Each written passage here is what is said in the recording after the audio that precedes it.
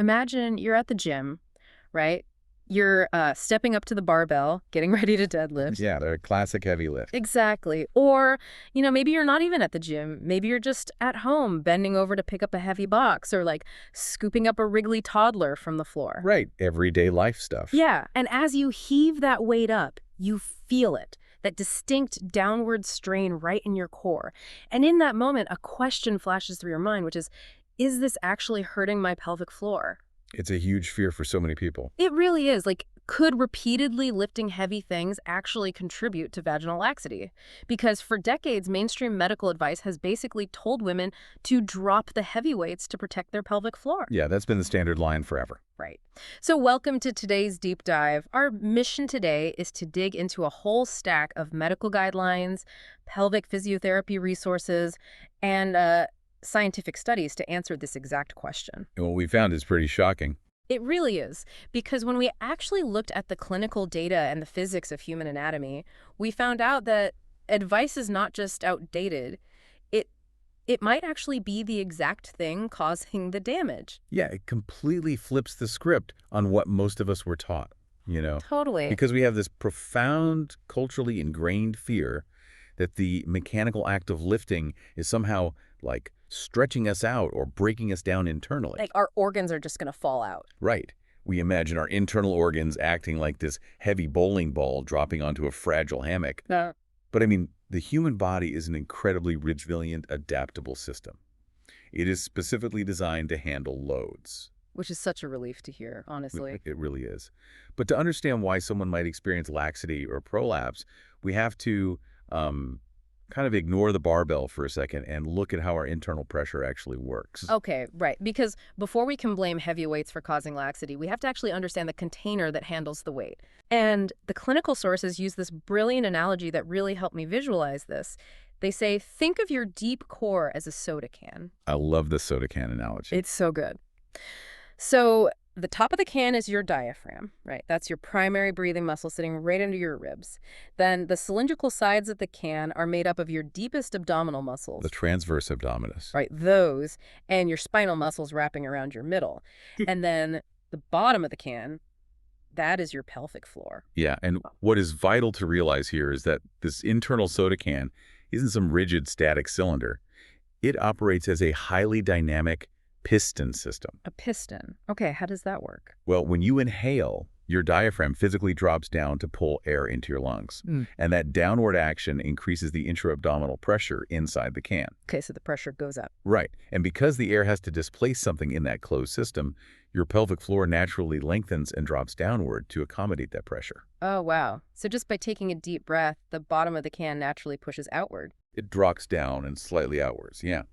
Then when you exhale, the diaphragm lifts back up, the pressure is relieved, and the pelvic floor recoils and lifts back up in coordination with it. Like a perfectly synchronized dance. Exactly. And this beautifully synchronized dance happens automatically thousands of times a day. It provides this constant shifting stability for your spine and pelvis while continuously managing your internal pressure. Wait, okay, let me unpack this though. If my pelvic floor is naturally dropping when I breathe in, what happens when I strap on a weightlifting belt, I hold my breath, and pull like 200 pounds off the floor? That is the big question. Because are those mainstream guidelines telling women not to lift over 40 pounds actually rooted in this piston anatomy? I mean, if I hold my breath, I'm locking the top of the can, right? You are locking the top of the can, absolutely. But the problem usually isn't the weight itself, it's a failure in how we manage the pressure inside the can while moving that weight. When the deep core is dysfunctional, that intra-abdominal pressure has nowhere safe to go. So let's say you're a chest gripper, meaning you breathe shallowly into your chest instead of your belly. Right, which a lot of us do. So many of us. Or maybe you habitually suck your stomach in to look thinner, or you just hold your breath in a panic when you lift something heavy. When you do those things, you're essentially squeezing the middle or the top of the soda can with immense force. And if you squeeze a sealed, pressurized soda can in the middle, that pressure is going to aggressively seek out the weakest point. Right, something has to give. In a system where the top is locked by a held breath and the sides are squeezed tight, the structure that ends up bearing the brunt of that unmanaged violent downward force is the bottom of the can. The pelvic floor. Yes. It simply gets overwhelmed by the misdirected pressure. So it's not the 40-pound bag of dog food itself that's the danger zone. Right. It's the fact that your internal pressure management system is failing to distribute the load. It's turning the pelvic floor into the sole shock absorber. Okay, this directly brings up a massive contradiction I found while reading through the sources. Oh, the NHS guidelines? Yes. The UK's National Health Service explicitly lists heavy lifting as an activity that worsens pelvic organ prolapse symptoms. Yeah, they do. And women are routinely told by primary care physicians, don't lift heavy things, don't deadlift, don't do back squats. But then we look at the clinical physiotherapy research, and they argue this advice is not only flat out wrong, but it's actually keeping women fragile. It's fascinating, really. We have to look closely at what the research actually measures compared to what general advice assumes. Right. There's this deeply ingrained myth that a single heavy lift is what blows out the pelvic floor. But there's this incredibly revealing study from researchers in Norway and Australia. Oh, yeah, the one with the lifters. Yeah. They looked at over 1,000 women engaging in resistance training. They compared power lifters, CrossFitters, and general gym goers.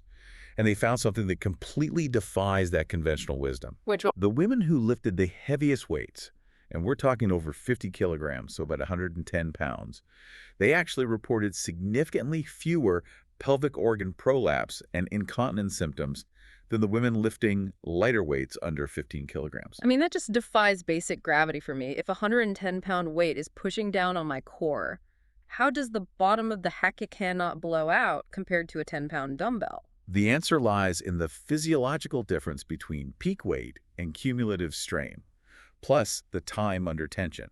Okay, tell me more. The researchers suggested a two-part mechanism. First, women lifting those heavy near-maximum weights are generally doing far fewer repetitions. Oh, like 3 sets of 3 reps or something. Exactly. That is a very low cumulative daily exposure to strain. Second, to lift that kind of weight successfully off the floor without injuring your spine, you generally must have excellent form. You'd have to, yeah. Right. And you need a highly coordinated pressure management system. So they actually know how to use the piston system. They do. On the flip side, the women lifting lighter weights are often doing high repetitions. Like 20 or 30 reps in a set? Yeah, for a much longer duration. Think of a high-intensity interval class. This leads to massive muscle fatigue over a 45-minute workout. Oh, I see where this is going. When the core muscles get exhausted, form breaks down, breathing gets erratic, and prolonged, unmanaged pressure is continuously hammered down onto the pelvic floor. I love this because it totally changes how we look at daily life. It's exactly like carrying groceries, That's a great comparison. Right. You might think you're being safe by grabbing 3 smaller bags and making multiple trips from the car. But if you're holding your breath, rushing, hunching your shoulders, doing it with terrible posture... Which we all do. Right. That cumulative wear and tear over 20 trips might actually cause more structural damage to the bottom of your soda can than if you just braced yourself properly, took a breath, and carried one massive heavy load in a single trip with perfect form. That is a brilliant way to conceptualize cumulative strain. And this directly ties into understanding the physics of bracing your core. Right. Specifically, the difference between a proper Valsalva maneuver and simply bearing down. Wait, I'm stuck on a paradox here. Get me. If bearing down pushes the organs out, but holding a heavy squat actually requires core pressure to protect the spine, are you saying there's a way to brace my core and hold my breath without pushing down on my pelvic floor? Yes. Because mechanically, if I hold my breath, I don't see how that's possible. This is where the physics gets fascinating. A true, properly executed Valsalva maneuver is very specific. Okay. It's when you attempt to exhale forcefully against a closed glottis. So, essentially closing your airway, similar to what you do when you pop your ears on an airplane.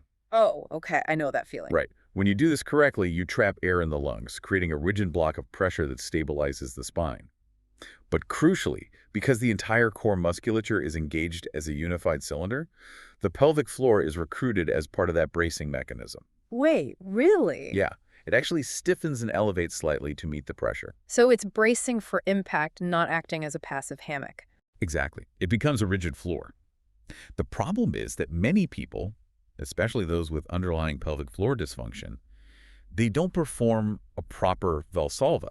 What do they do instead? Instead, they do a Valsalva-like maneuver where they simply bear down, they hold their breath, and aggressively push all that internal pressure downward into the pelvis. Oh, God. Yeah, essentially recreating the exact physical mechanics Yeah. of trying to forcefully pass a bowel movement. Ouch.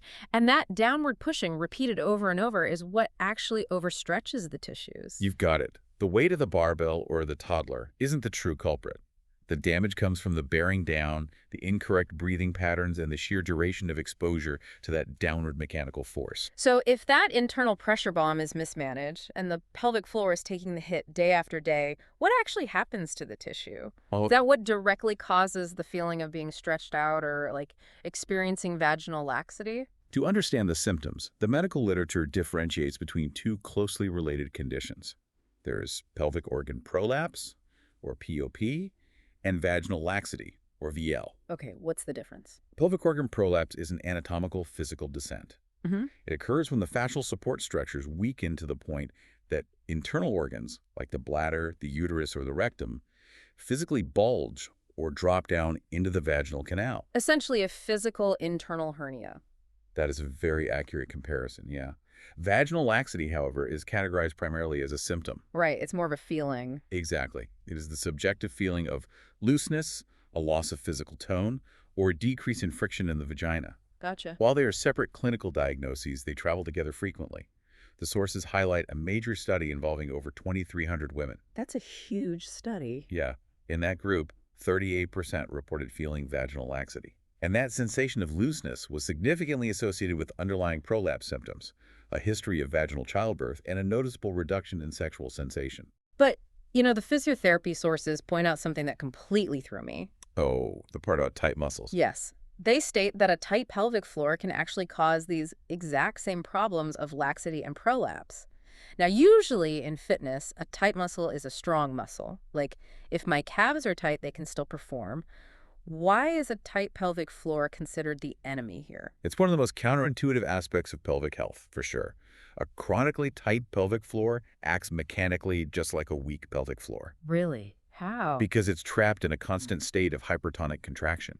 It cannot fully relax. Right. If a muscle cannot relax, it has no range of motion left to contract effectively when a sudden load is applied. Imagine walking around all day with your bicep flexed as hard as you possibly can. Oh, man. Right? If someone suddenly tosses you a heavy box, your bicep is going to feel instantly. Yeah. It is utterly exhausted. Right. It has no slack in the rope to absorb the shock. None. And when your pelvic floor is in that state of chronic, rigid tension, strange things happen mechanically within the pelvic cavity. Okay, now I'm intrigued. The clinical sources detail the mechanics of the vaginal vacuum effect. Vaginal vacuum? That sounds intense. It is.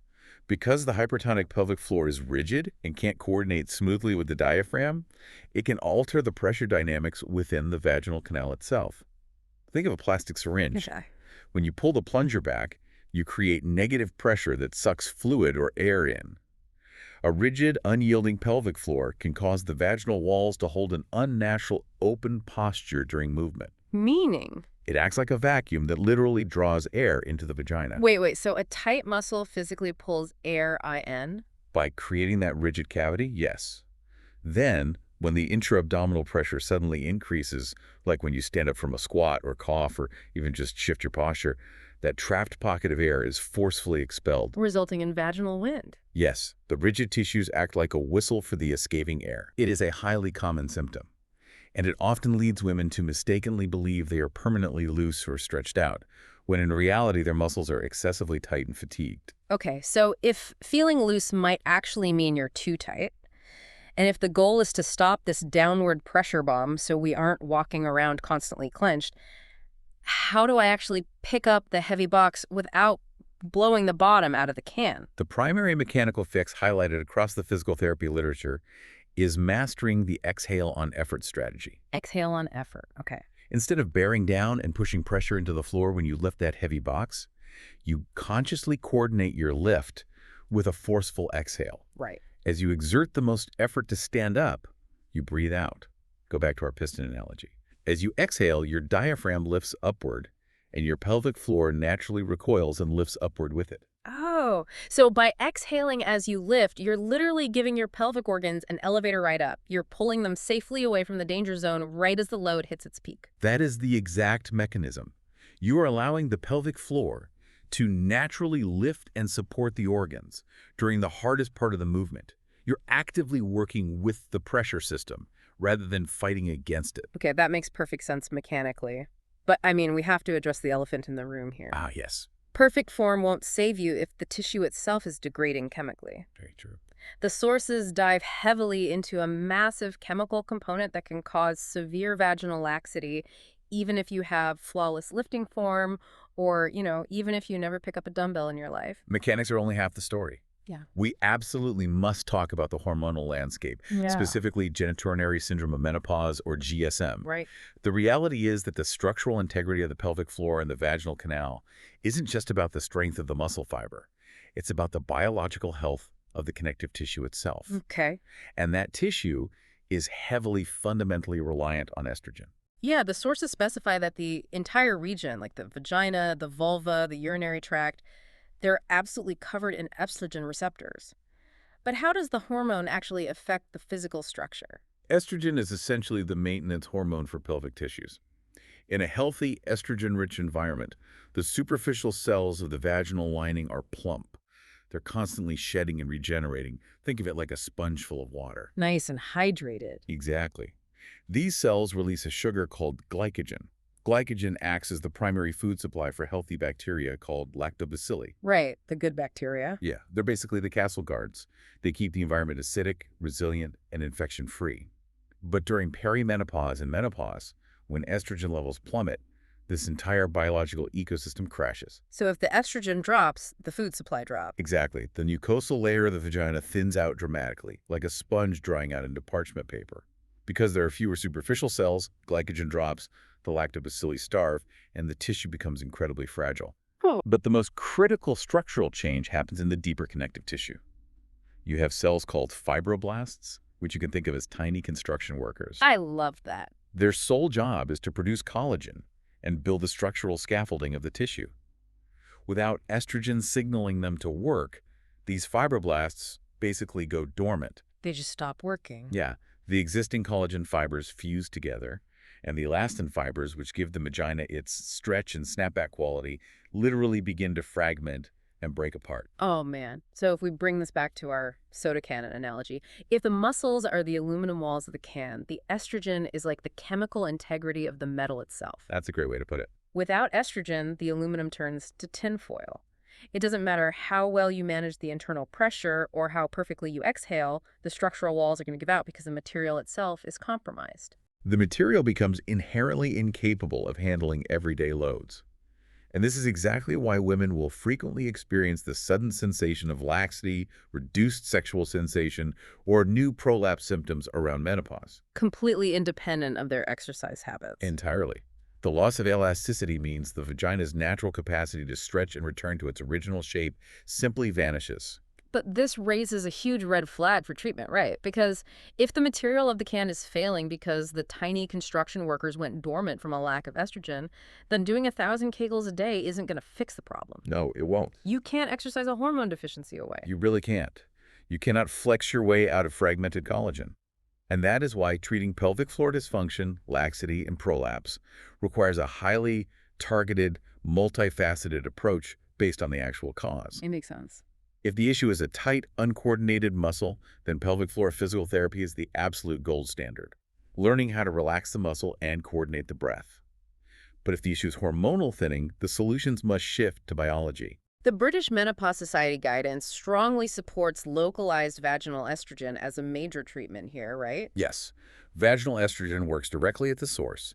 It restores local blood flow, thickens the mucosal lining back up, and reactivates those dormant fibroblasts to produce new collagen. And it's safe. Crucially, there is virtually no systemic absorption, Yeah. meaning the hormones stay localized to the pelvic region without affecting the rest of the body. Oh, that's brilliant. And furthermore, for women who cannot or choose not to use hormonal treatments, the clinical sources discuss advanced laser therapies.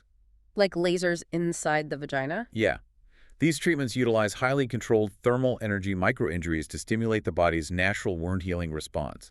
It essentially tricks the fibroblasts into waking up and producing new collagen and elastin, physically restructuring the urogenital tissue from the inside out. Wow. Okay, we have covered a tremendous amount of ground here today. From the physics of the deep core piston system to the surprising truth about how heavy weights actually interact with our anatomy, to the invisible but massive impact of dropping estrogen on our connective tissues. We really have. So what does this all mean for you? If we go back to our core question, does repeated heavy lifting contribute to vaginal laxity? The answer is incredibly nuanced. Yes, the mechanical strain of lifting absolutely can contribute to laxity and prolapse, Wow. but only if you are actively mismanaging your internal pressure. If you are bearing down, if you are locking your breath incorrectly, or if you are ignoring a chronically tight, fatigued pelvic floor, you're pushing the bottom out of the can. Exactly. The ultimate takeaway here should absolutely not be a fear of movement. In fact, total body strength is critical for optimal pelvic floor function and longevity. Yeah, don't stop moving. Right. Being able to safely deadlift a barbell, squat down, pick up your kids, it's necessary for a functional everyday life. The key is load management. It's about addressing underlying pressure issues, like chronic coughing from allergies or daily straining from constipation. Fix the root causes. Right, and mastering that exhale-on-effort coordination. If your pelvic floor is conditioned to manage the pressure, weightlifting is not your enemy. It is one of the greatest assets to your overall health. Well said. And I want to leave you with a final thought to ponder as we wrap up this deep dive.